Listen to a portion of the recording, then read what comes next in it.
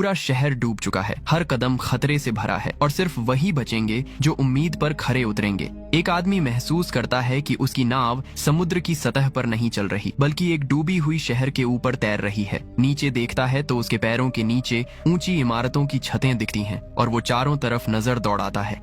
कभी जो शहर रोशनी और जिंदगी से भरा था, अब बस कुछ ऊंची इमारतें ही पानी के ऊपर हैं। बाकी सब गहरे पानी में समा चुका है। इतनी तबाही के पीछे कौन सी ताकत थी और इंसानों के लिए सिर्फ रस्सियों वाला पुल ही आखिरी रास्ता क्यों बचा?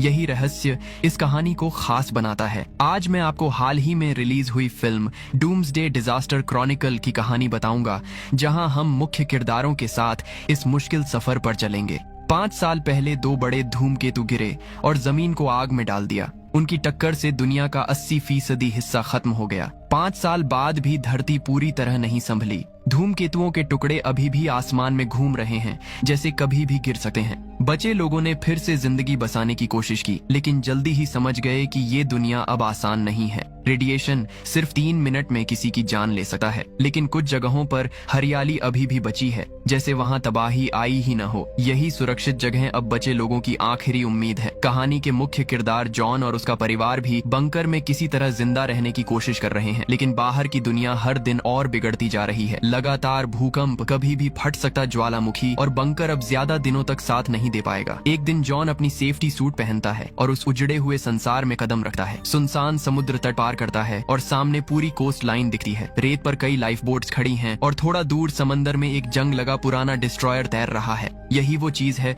जो बाकी दुनिया से इसे अलग बनाती है। जॉन जहाज के टूटे हिस्से से अंदर घुसता है, पूरी जहाज छानता है, लेकिन न कोई सप्लाई मिलती है, न कोई जिंदा इंसान, बस कुछ बेजान शरीर पड़े हैं। वापसी के वक्त नेविगेशन लॉग में उसे एक बैंगनी फूल दिखाई देता है। 5 साल में पहली बार फूल देकर वह सोचता है इसे एलिसन को देगा। तभी हेडसेट में साथियों की घबराई आवाज आती है। रेडिएशन स्टॉर्म बस 1 मिनट में पहुंचने वाला है। जॉन जहाज से बाहर भागता है और पीछे देखता है तो कुछ ही दूरी पर काली तूफानी दीवार बढ़ रही है। बिजली बार बार फट रही है। जॉन पूरी ताकत से दौड़ता है और रेडियो पर चिल्लाता है कि गेट खोल दिया जाए। दूर से बंकर का भारी लोहे का दरवाजा खुलता दिखाई देता है, लेकिन तूफान ठीक पीछे है। जैसे ही जॉन दरवाजे तक पहुंचता है, बिजली कड़कती है। वह छलांग लगाकर अंदर घुसता है और साथियों को गेट बंद करने के लिए चिल्लाता है। दरवाजा बंद होते ही खतरा बाहर रह जाता है। पूरी डीकंटेमिनेशन के बाद जॉन सेफ्टी सूट उतार कर बैठ जाता है, तेज सांसें लेते हुए। अभी अभी मौत को छूकर लौटा पल उसके दिमाग में बार बार घूम रहा होता है। बंकर के कैफेटेरिया में जॉन वही बैंगनी फूल अपनी पत्नी एलिसन को देता है। फूल हाथ में लेते ही एलिसन की आंखें चमक उठती हैं। 5 साल में वो लगभग भूल ही चुकी थी कि फूल दिखते कैसे हैं। पास बैठे उनके बेटे नाथन की नजर भी उस फूल पर टिक जाती है और वो अचानक कह देता है कि वो भी बाहर की दुनिया देखना चाहता है। ये सुनते ही जॉन का चेहरा सख्त हो जाता है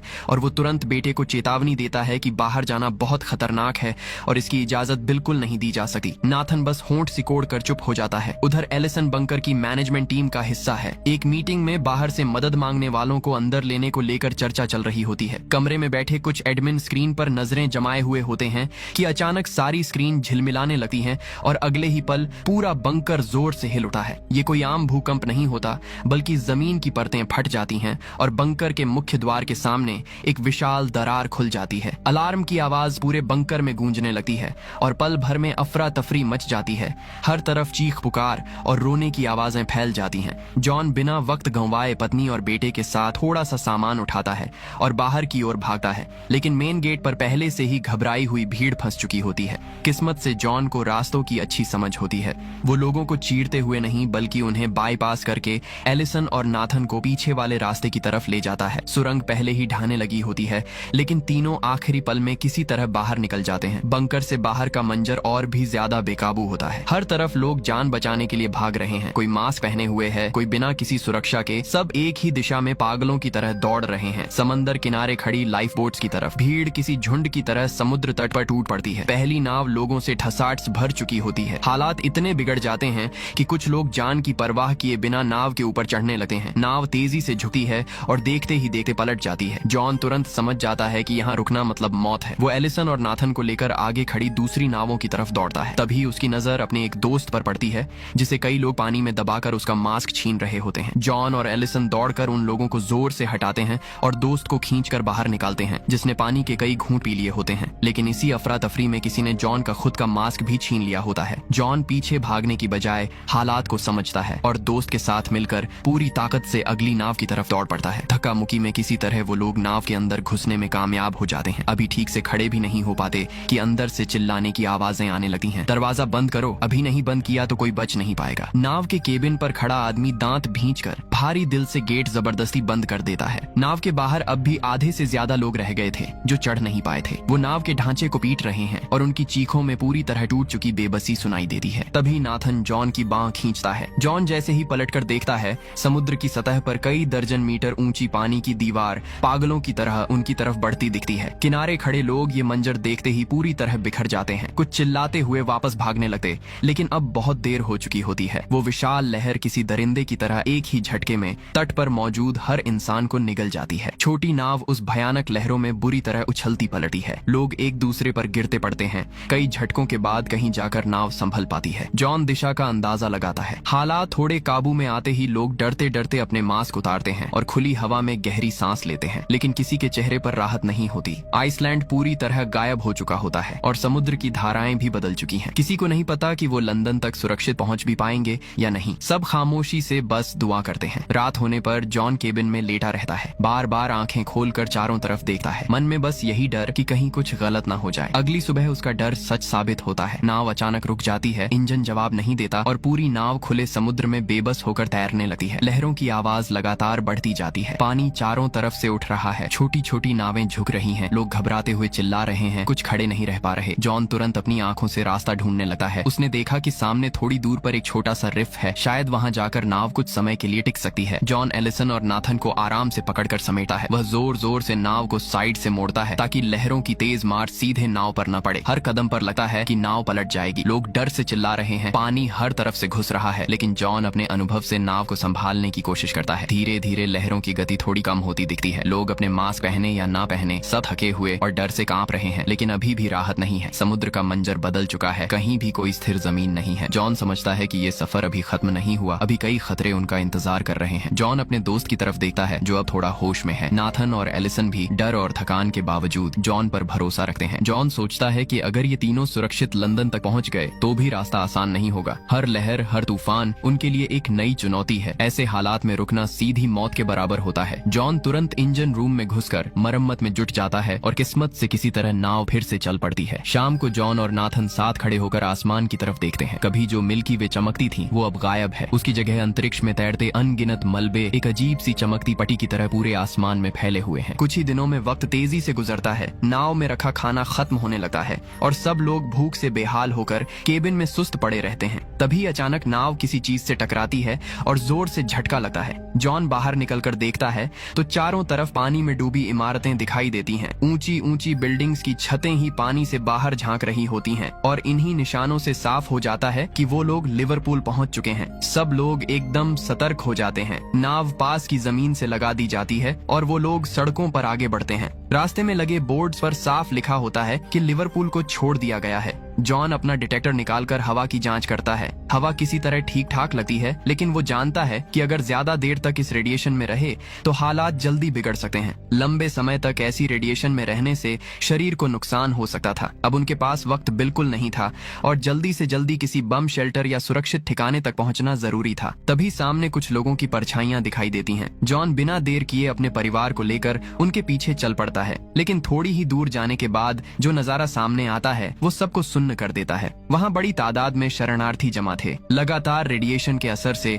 उनकी त्वचा अजीब तरह से बदल चुकी थी। थोड़ी दूरी पर एक ऊंची सिक्योरिटी वॉल खड़ी थी। इसके अंदर हथियारबंद सैनिक पूरी तैयारी के साथ तैनात थे। दीवार के ऊपर खड़ा एक अफसर ऊंची आवाज में ऐलान कर रहा था कि सिर्फ पास रखने वाले ऊंचे अधिकारियों को ही अंदर जाने दिया जाएगा। एलिसन तुरंत अपना आईडी बैज निकाल कर दिखाती है। अफसर एक नजर डालकर सिर हिला देता है और सब लोग राहत की सांस लेने वाले होते हैं कि तभी जॉन जॉन का दोस्त घबरा जाता है। उसका पास कहीं गिर चुका होता है। वो बदहवास होकर दीवार के पास जाता है और जोर जोर से अपना नाम और ओहदा चिल्लाने लगता है। माहौल पल भर में काबू से बाहर जाने लगता है। हालात बिगड़ते देख सैनिकों का सब्र टूट जाता है, भगदड़ मच जाती है और तुरंत एंट्री पॉइंट बंद कर दिया जाता है। इसी अफरा तफरी में जॉन और उसका परिवार भी अंदर नहीं जा पाता। उसी पल दूर आसमान का रंग बदलने लगता है और एक भयानक रेडिएशन स्टॉर्म तेजी से उनकी तरफ बढ़ता दिखाई देता है। भीड़ पूरी तरह टूट जाती है और लोग जान बचाने के लिए इधर उधर भागने लगते हैं। जॉन एलिसन और नाथन का हाथ पकड़कर पूरी ताकत से दौड़ता है। तभी सामने से एक गाड़ी आती दिखती है। जॉन सीधे उसके आगे कूदकर उसे रोक लेता है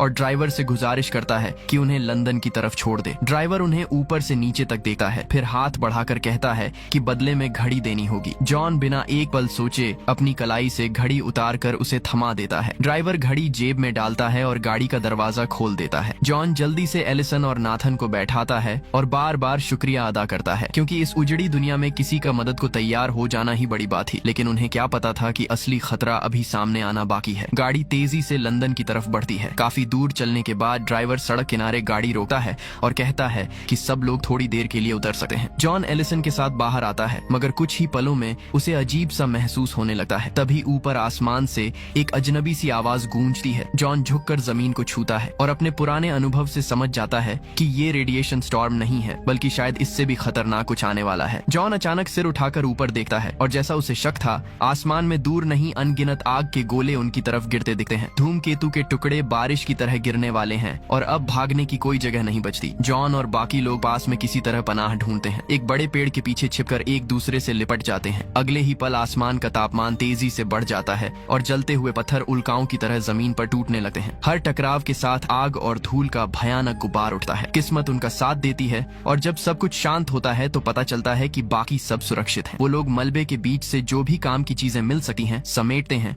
और फिर से लंदन की तरफ बढ़ जाते हैं। थोड़ी ही देर में वो लोग एलिसन की माँ के घर पहुंचते हैं। बरसों बाद बेटी, दामाद और नाती को देखकर माँ की आंखें भर आती हैं और तीनों को कसकर गले लगा लेती हैं। घर की सुरक्षा ठीक ठाक होती है, भले ही बिजली और पानी नहीं है, लेकिन एलिसन की माँ और कुछ और लोग मिलकर यहाँ किसी तरह गुजर बसर कर रहे होते हैं। जॉन का परिवार पहली बार चैन की सांस ले पाता है। आराम के दौरान एलिसन अचानक बाथरूम से जोरदार खांसी की आवाज सुनती है। वो दौड़कर अंदर जाती है तो सिंक में खून दिखाई देता है। जॉन सब समझ जाता है कि अब सच छुपाया नहीं जा सकता। मजबूरी में वह बता देता है कि बंकर में डॉक्टर पहले ही कह चुके थे, अगर खून की खांसी शुरू हो जाए तो इसका मतलब सिर्फ 6 से 8 हफ्तों का वक्त बचा है। शायद बार बार बाहर निकलने की वजह से हालात और बिगड़ गए थे। एलिसन ये सुनकर वहीं सन्न रह जाती है। दुनिया के खत्म हो जाने के बाद भी रोज मौत देखने के बावजूद ये सच्चाई कि उसके पति के पास 2 महीने से भी कम वक्त बचा है उसे किसी भी तरह स्वीकार नहीं होती। जॉन उसे संभालता है और कुछ देर बाद कहता है कि वो यहाँ रुक नहीं सकते। उसे हर हाल में उस सुरक्षित जगह को ढूंढना है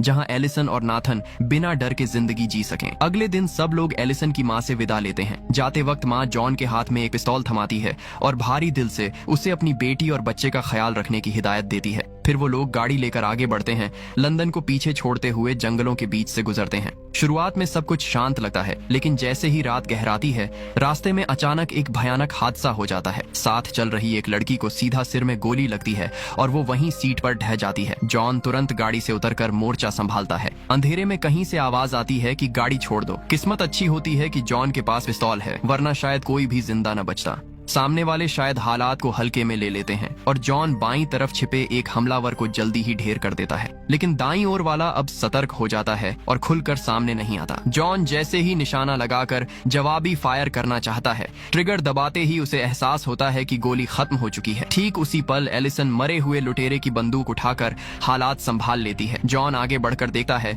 तो उसकी सांस अटक जाती है। सामने जमीन पूरी तरह फट चुकी होती है। सड़क टूटकर एक गहरी खाई में बदल गई होती है जिसने रास्ता पूरी तरह काट दिया है। आगे जाने का बस एक ही तरीका बचता है, खाई के ऊपर लटक रही एक बेहद कमजोर रस्सी की सीढ़ी। आसपास हवा तेज होने लगती है। जॉन बिना वक्त गंवाए पहले खुद नीचे उतरता है और नाथन को समझाता है कि बस नीचे मत देखना, सब ठीक रहेगा। लेकिन जैसे ही जॉन का पैर उस झूलती रस्सी पर पड़ता है, दिल की धड़कन काबू से बाहर हो जाती है। फिर भी डर को दबाकर आगे बढ़ना ही पड़ता है। एलिसन पीछे से उतरती है। कुछ सेकंड तक तेज हवा हवा सबको जकड़े रखती है। फिर धीरे धीरे रफ्तार कम होती है। तीनों तेजी से आगे बढ़ते हुए किसी तरह उस झूलते पुल को पार कर लेते हैं, लेकिन असली मुश्किल अब भी बाकी होती है। सामने एक और भी ज्यादा जर्जर चढ़ाई वाली सीढ़ी होती है, जिसे पार करने के लिए पूरे शरीर का बल लगाना पड़ता है। हाथ पैरों के सहारे रेंगते हुए आगे बढ़ना होता है। जॉन पत्नी और बेटे को पहले जाने देता है और खुद पीछे से संभालता है। तीनों धीरे धीरे आगे सरकते हैं। हर एक कदम पर सीढ़ी डरावनी आवाज में चरमराती है। जैसे ही वो बीच में पहुंचते हैं, अचानक जमीन जोर से कांपने लगती है और नीचे लगी सीढ़ी भी बुरी तरह हिलने लगती है। बाईं तरफ वाली सीढ़ी की पकड़ ढीली पड़ जाती है। उस पर लेटा एक आदमी पूरी तरह घबरा जाता है और बदहवासी में पास वाले दूसरे इंसान को धक्का दे देता है। वो बेचारा संभल भी नहीं पाता और लुढ़कता हुआ सीधा खाई में गिर जाता है। लेकिन मुश्किल यहीं खत्म नहीं होती। वो आदमी देख लेता है कि उसके नीचे वाली सीढ़ी किसी भी पल टूट सकती है। उसकी नजर बगल वाली सीढ़ी पर पड़ती है और हालात पल भर में और खतरनाक हो जाते हैं। जॉन तुरंत समझ जाता है कि अब क्या होने वाला है। वो झपट कर नाथन को पकड़ लेता है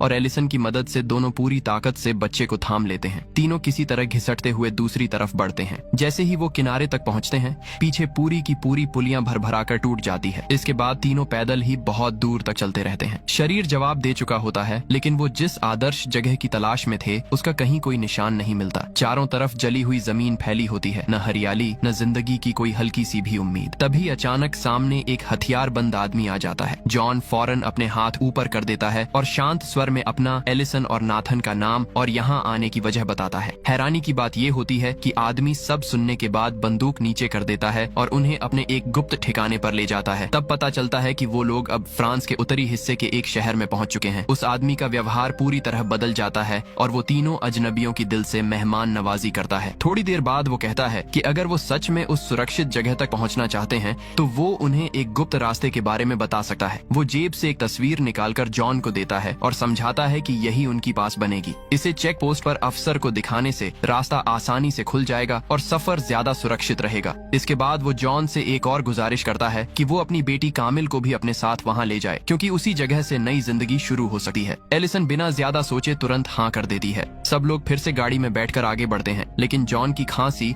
अब पहले से कहीं ज्यादा बढ़ चुकी होती है। रास्ते में वो लोग एक सुरक्षित जगह रुकते हैं, मगर जैसे ही गाड़ी थमती है, सामने से हथियारों से लैस सैनिकों का एक दल उन्हें घेर लेता है और सीधे बंदूकें तान देता है। एक सिपाही ऊंची आवाज में चेतावनी देता है कि पूरा इलाका बारूदी सुरंगों से भरा है और उनका यहाँ तक जिंदा पहुँचना ही किसी चमत्कार से कम नहीं। कामिल फ्रेंच में उन्हें अपने सफर का मकसद समझाती है। तब जाकर सैनिक थोड़ा नरम पड़ते हैं और हथियार नीचे कर देते हैं। उसी रात वो सैनिक उनकी मदद करने का फैसला करते हैं और सबसे खतरनाक रास्ते को पार कराने का जिम्मा लेते हैं। वो बताते हैं कि ये इलाका ज्वालामुखी तक पहुंचने का इकलौता रास्ता है, लेकिन यहाँ दिन रात लड़ाई चलती रहती है और दोनों तरफ से गोलीबारी कभी रुकती ही नहीं। रात के अंधेरे में सैनिक चारों लोगों को कांटेदार तारों के बीच से निकालते हुए युद्ध क्षेत्र के किनारे तक ले जाते हैं। वहाँ आगे हर कदम मौत और जिंदगी के बीच का फैसला होने वाला होता है। चारों तरफ से गोलियों की आवाजें गूंजने लगती हैं। पास पास गोले फट रहे होते हैं। मिट्टी और पत्थर हवा में उड़ते रहते हैं। सब लोग कमर झुकाए सैनिक के पीछे पीछे दौड़ते हैं। गोलियां सिर के ऊपर से सीटी बजाती हुई निकल जाती हैं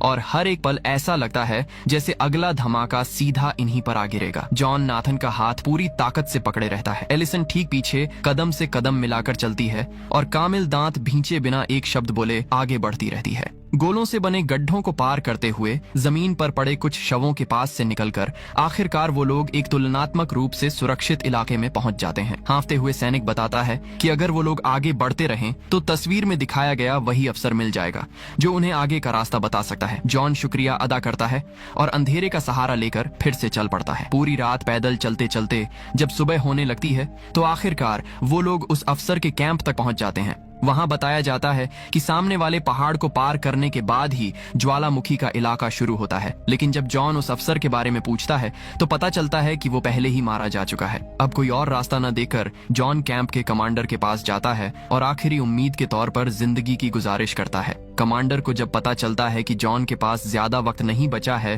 तो उसका दिल पसीज जाता है। वो पास खड़ी एक बस की तरफ इशारा करता है और कहता है कि उसी में बैठकर वो लोग ज्वालामुखी तक पहुंच सकते हैं। इतनी तबाही और दर्द झेलने के बाद जॉन बस यही चाहता है कि जो थोड़ी सी जिंदगी बची है उसमें उसकी पत्नी और बच्चा सुरक्षित रह सकें, मगर किस्मत अभी भी उसका इम्तिहान लेना बंद नहीं करती। रास्ते में बस चल ही रही होती है कि अचानक जोरदार धमाका होता है।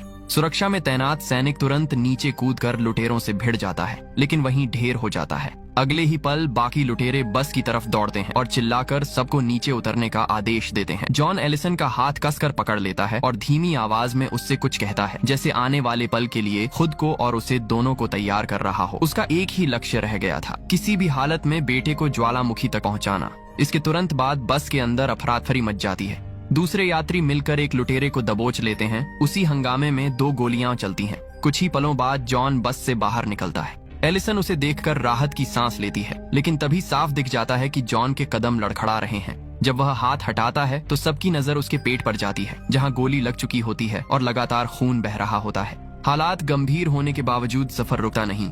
एलिसन गाड़ी संभालती है और ज्वालामुखी की ओर बढ़ती रहती है। थोड़ी दूर जाकर रास्ता पूरी तरह बंद हो जाता है। अब आगे पैदल चलने के अलावा कोई विकल्प नहीं बचता। सब लोग जॉन को सहारा देकर पहाड़ की चोटी की तरफ बढ़ते हैं। लंबा और थकाने वाला सफर तय करने के बाद आखिरकार वे ऊपर पहुंच जाते हैं। सामने का नजारा किसी और ही दुनिया का होता है। हरा भरा इलाका, पेड़ों से ढकी जमीन और धूप में चमकता साफ पानी, जैसे इस तबाही भरी दुनिया ने इस जगह को छुआ ही न हो। उस पल चारों के चेहरे पर सुकून भरी मुस्कान आ जाती है, लेकिन ठीक उसी समय जॉन की ताकत जवाब दे जाती है और वह वहीं जमीन पर गिर पड़ता।